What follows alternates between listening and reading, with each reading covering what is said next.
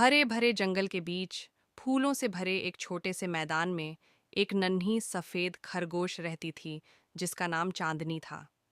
वह बहुत ही चंचल और मासूम थी, लेकिन सबसे अलग बात यह थी कि उसकी माँ उसकी दुनिया थी। वह हमेशा उसे सिखाती, चाहे कुछ भी हो जाए, चांदनी की रोशनी हमेशा तुम्हारे साथ होगी।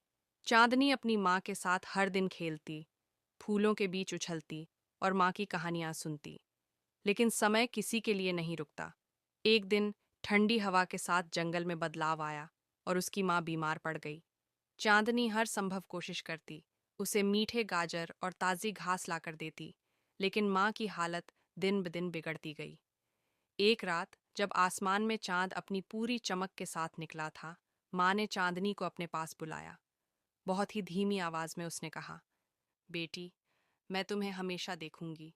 जब भी तुम चांद की रोशनी में देखोगी, समझना कि मैं तुम्हारे साथ हूँ।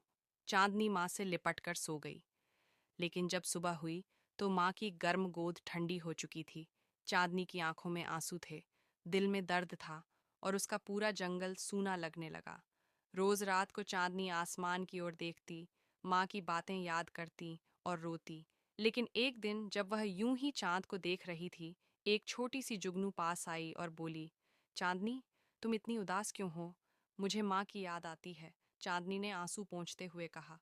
जुगनू ने मुस्कुराकर कहा, तो क्या हुआ? देखो, चांद आज भी चमक रहा है। तुम्हारी माँ ने कहा था ना कि जब भी तुम चांद देखोगी, वह तुम्हें देख रही होंगी। चांदनी ने पहली बार ध्यान से चांद की रोशनी को देखा।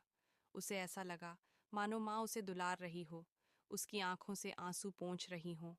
उसी पल उसे एहसास हुआ कि माँ कभी उससे दूर नहीं हुई, बल्कि वह चांदनी की हर मुस्कान में, हर याद में और हर चांद की किरण में बसी हुई थी। कहानी की सीख।